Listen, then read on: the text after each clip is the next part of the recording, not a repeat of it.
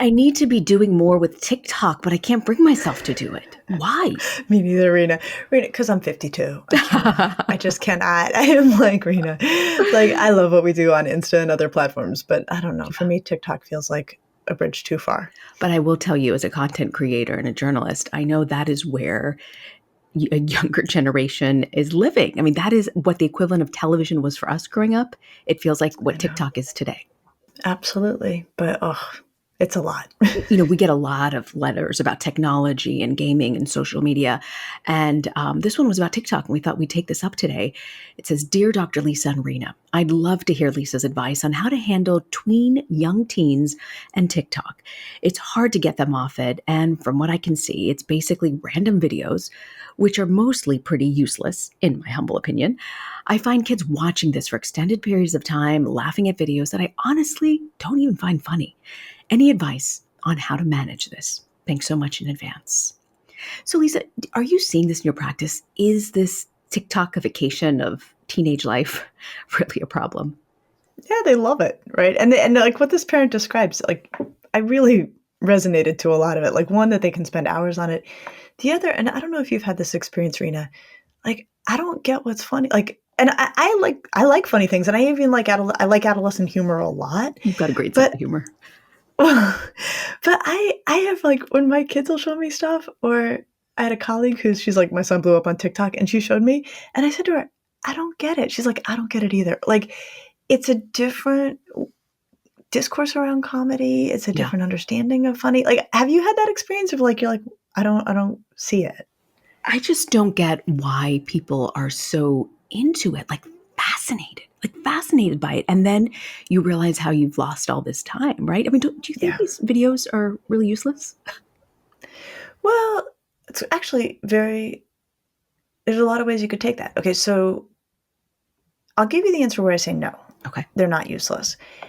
So even though I don't get it, and I think, and I just want to rest for a minute on the not getting it, I really try as much as anything to be anthropological about kids as opposed to judgment, psychology, That's true. You cranky are about it. so true about that. Yep. Well, I do like just to observe. And so I'm always interested in those things where I'm like, I don't get it. Right. And so I don't get often like this writer doesn't really get like why these kids find this stuff so engaging. But I try not to go to it in a critical place of like, well, it's dumb. And so then, they shouldn't do it. Like I try to stay away just like, okay, there's a lot I don't understand. So I just want to leave that there. But in terms of, is there value, right? Is there value even in this like random weird stuff that doesn't seem funny to us? There can be value because distraction and being distracted by things that are enthralling and harmless can actually help us get through our day, right? That we're using distraction all the time when we're frustrated. Like I'll go internet Mhm. shopping when I'm Yeah. frustrated and then I'll go back to my work. So I wouldn't say they're useless if a kid like has like the worst day ever, is completely grumpy, has a bunch of homework to do, and the kid's like, all right, give me 20 minutes to just look at like mindless, Yeah. And that could be a goofy good thing. garbage. Yeah. If they can then turn around and do their homework, like it was useful. So I'm not going to say it's entirely useless. When is it a problem? When should a parent be Hmm. worried? Okay. So there's two levels at which parents should be worried about TikTok or really any social media or really any digital environment. So one is just time consumption. Like it's what you're describing, right? So if the kid's like, no, I've had the worst day ever. I need like 10 minutes on TikTok. And then, 3 hours later, they are, Yeah. they haven't Yeah. done any of the work. They've also been sitting on their, duff for 3 hours when they could have been out being active. Like that's a problem. Like we don't want digital technology in any form to interfere with the things that we're supposed to be doing. So that's one version of a problem. The other version of a problem has to do with what the kid's looking at in those environments. And Rena, you said something about, kids will start and they'll just like keep watching, keep watching, keep watching, keep Mhm. watching. And what you're describing there, which really deserves to be fully laid out, is you're describing the algorithms at work. So, and I know, but I don't think I really appreciated this until more recently, that when any of us engage with digital technology, and especially social media platforms of any kind, huge amounts of data are being recorded as we do that, right? Like way more than I think we appreciate. So these platforms are picking up, what we look at, what we click on, what we actually spend time, like if we just hover over it for a while, what we like, what we send to people, and then of course things like what we search for. And so these data platforms, these social media platforms are constantly using us as lab rats in an experiment of like, how long do you watch if I show you this? How long do you watch if I show you that? How long do you, and I can see it in my own Instagram feed. Like, when I love watching dance videos. And so suddenly the Instagram algorithm has figured out I will spend time on those. Now I'm getting tons and tons of those. And so that experience you describe of like kids sort of like getting pulled in and staying much longer, that's not the kid. That is the algorithm working exactly as it should, which is you like this, you're going to really like that. And if you really like that, we're going to show you this thing that you're going to really like. So the algorithms are doing that, and kids need to know. And we've talked about that. Like we need to explain to kids that this is how this works. And you said in an earlier podcast when we talked about vaping that one of the things that really gets through to teens is explaining how they are being manipulated. And in this instance, by talking about the algorithm, sort of explains to them why this can get to be addictive because they're figuring out what it is you spend time on. Absolutely. Absolutely. And I would not pull my punches on this. I mean, I would really be clear. And people, the documentary, The Social Dilemma, does a really good job of showing this in a documentary form about how these data are collected and how it shapes the experience we have, and that the entire end game, the sole end game, is for these platforms to make as much money as possible off of advertising by keeping us attentive and then shaping the advertising that's presented to us so that we will buy things. The more you can explain that to kids, it doesn't mean that they're going to be like, then throw away my phone. I never want to look at social media, but you want them to know that this is how this operates. It's interesting when this parent talks about TikTok.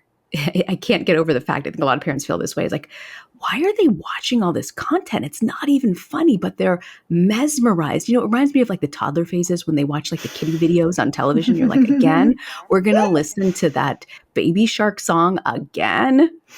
I know, it's really enthralling. And it's designed to be that way. But the other thing that's going on is there's also a peer transaction in this, right? That kids are watching with their friends or they're talking with their friends about what they're watching, right? That I don't know that as adults, what we're consuming on social media is shaping our peer interactions very much, right? I mean, I'm like just looking at a lot of like dance videos, but I'm not talking about it with my friends, right? Like that's just sort of my own private experience.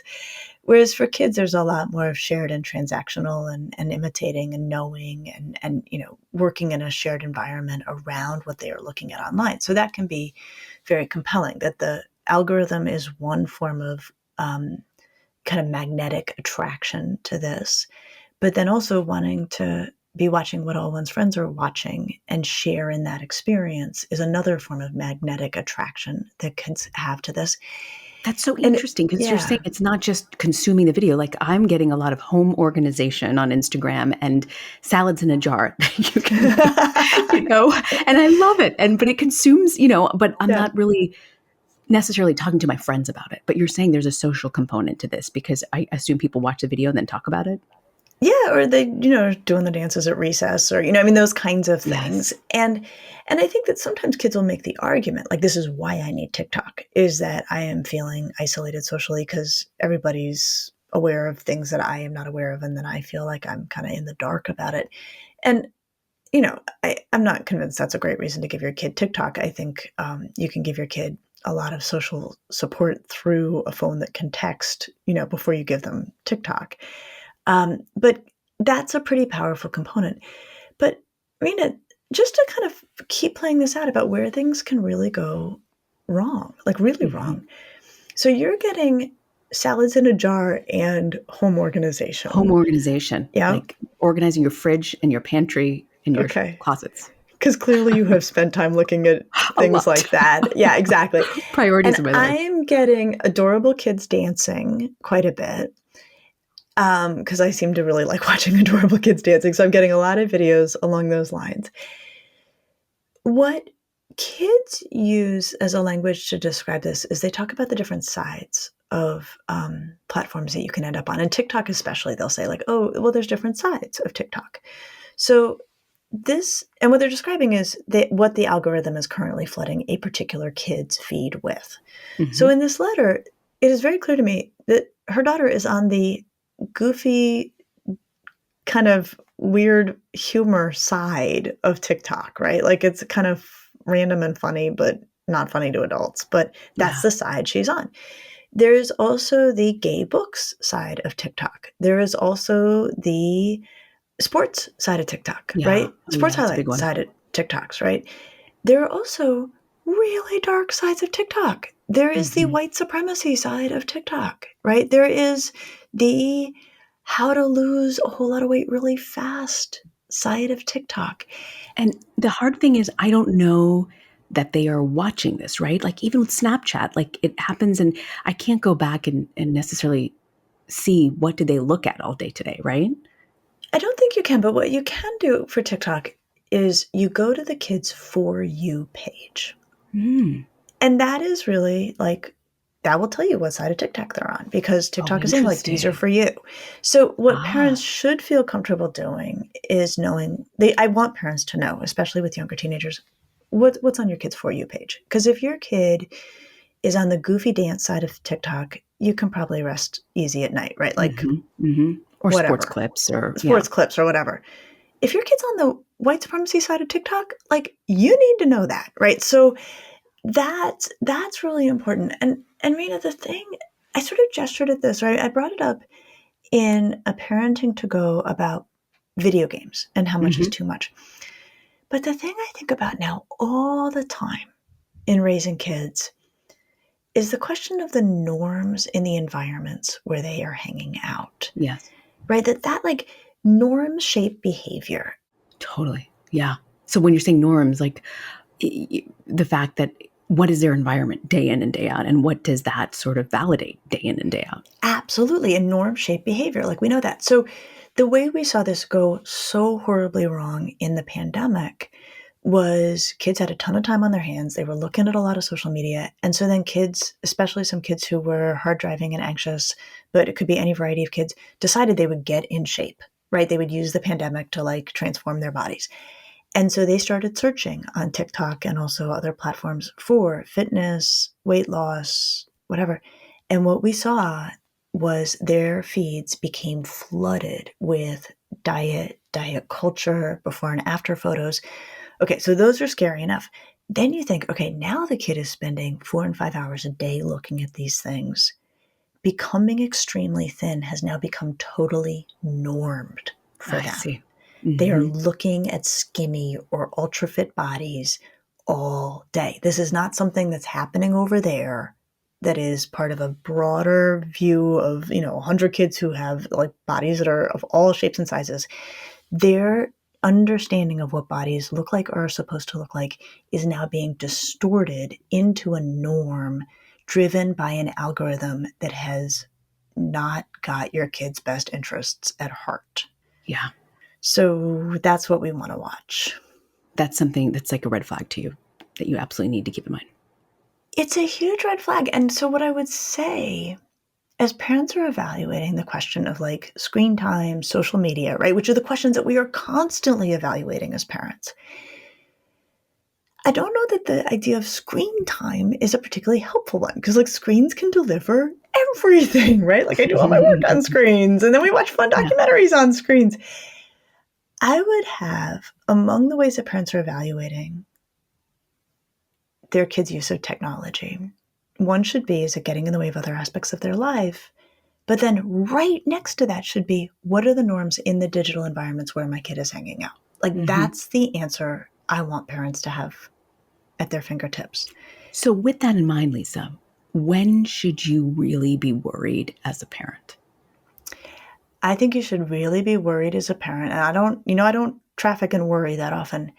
If your kid is hanging out in digital environments where you're like, we do not agree with those norms or those norms are destructive.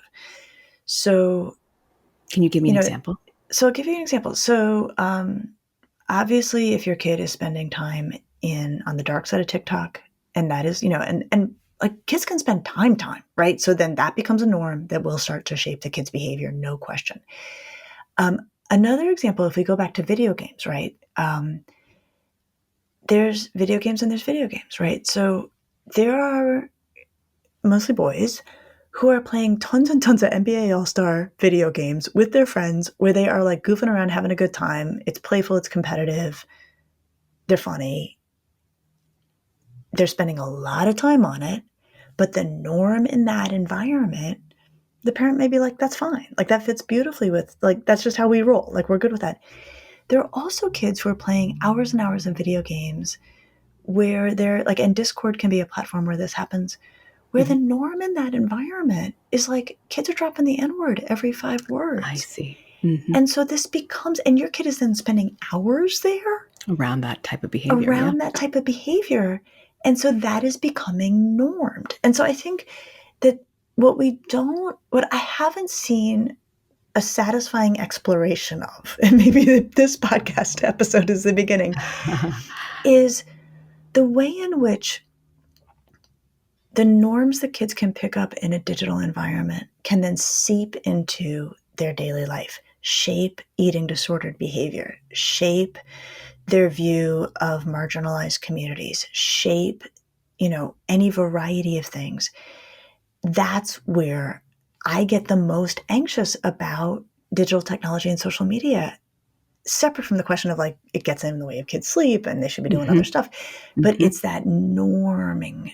And I think if you spend a lot of time somewhere, those become the norms. That is so interesting. And that puts it into perspective about when you really should be worried, when it changes that sort of dynamic, because they think this is normal. This is what normal behavior looks like and what I should be doing. Absolutely. Let's say if you're a parent and you are worried, what should you do? So I think we want to hit this from two sides.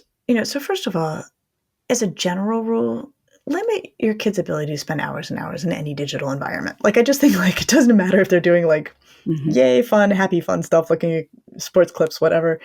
Like at some level, kids just need a lot more variety. So you want to just clamp this down just from how many hours can they spend in any digital environment where they're exposed to norms in that environment.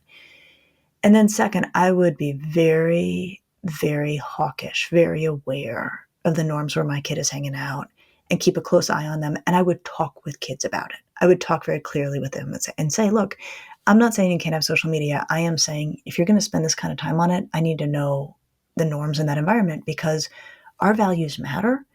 And we need to know we're not going to put you in any environment where the values are totally different from our values. That includes whatever you're doing on that little screen that you hold in your hand. Like that's an environment where you're spending time. And if the values on there are offensive to us or antithetical to how we operate as a family, we're going to have an issue with that because you are spending time there. That's great advice.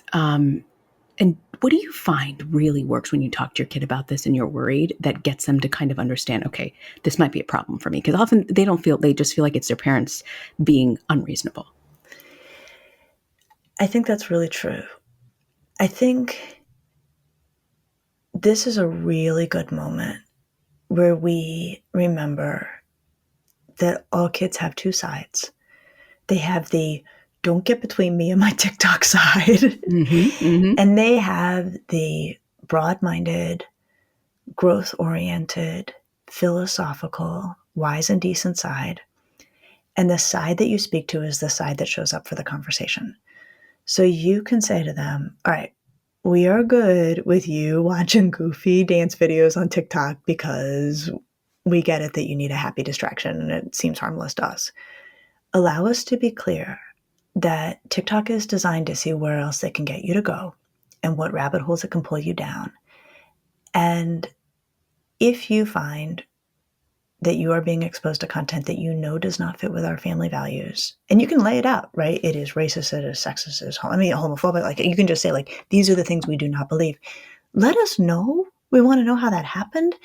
And more than anything, we don't want you spending time around that content because the more time you spend around it, the less alarming it will become to you. And that's a problem. I love having these conversations with you because you're not anti-technology and, TikTok is taking over YouTube in some instances. I just don't think this is going away. But what is it, Lisa, ultimately, based on all these years you've practiced and dealing with technology? What do you think parents kind of don't understand about TikTok that maybe if a teen were here today, talk to us about it, that they'd like to get through to their parents? Let's imagine a junior girl. Because here's the thing. In my experience, junior girls, because those are the ones I have most access to, but I know there's a lot of junior boys like this, they are like the truth speakers of all time. Like they see everything, they know everything, and they will still deign to explain it to adults. And what I love about senior girls are like, yeah, not my problem. Like, you guys need to figure this out for yourself. But junior girls will still work with you. And when I have talked to junior girls about TikTok, what they will say is, it's not us you need to be worrying about. It's the 7th graders. Yeah. Why? They're like, someone needs to keep an eye on those 7th graders. And they're right, which is the 7th graders can be very naive about what they're being shown and why they're being shown it. And 7th graders can very easily be pulled down dangerous, scary rabbit holes.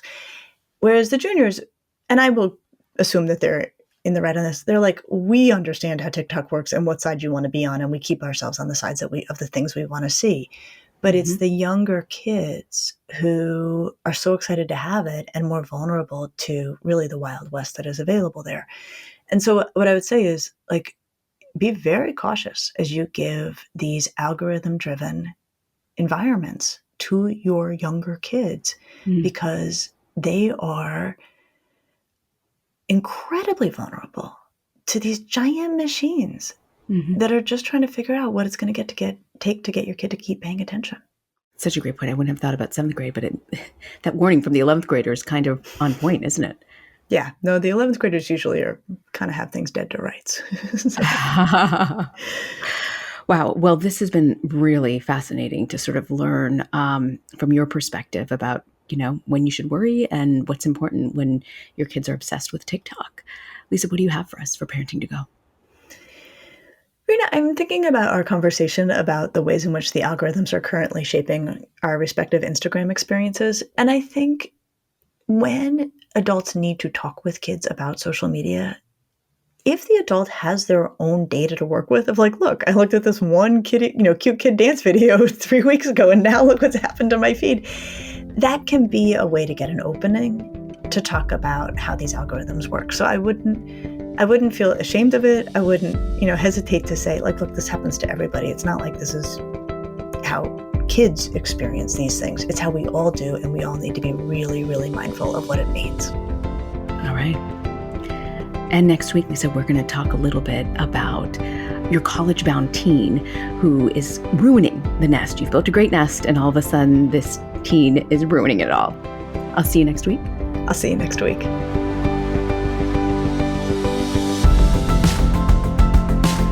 Thanks for joining us. Be sure to subscribe to the Ask Lisa podcast so you get the episodes just as soon as they drop. And send us your questions to asklisa@drlisadamour.com. And now a word from our lawyers. The advice provided on this podcast does not constitute or serve as a substitute for professional psychological treatment, therapy, or other types of professional advice or intervention. If you have concerns about your child's well-being, consult a physician or mental health professional. If you're looking for additional resources, check out Lisa's website at drlisadamour.com. We'll see you next week.